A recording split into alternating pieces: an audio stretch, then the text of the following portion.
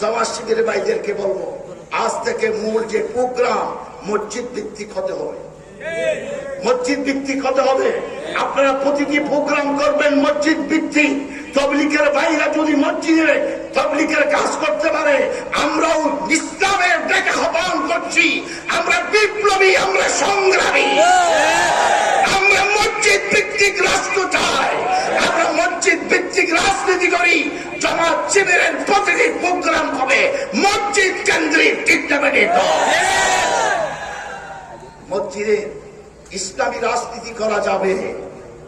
সাহাবায়ে কেরাম করেছেন, আল্লাহর নবী করেছেন, হযরত ওমর ফারুক, আবু বকর, ওসমান, হায়দার খলিফাতুল মুসলিমিন হওয়ার পরে মসজিদেই তারা ভাষণ দিয়েছেন, মসজিদেই তারা শপথ নিয়েছেন, মসজিদেই বিচার করেছেন, মসজিদ থেকে বাইতুল মালের রিলিফ বন্টন করেছেন।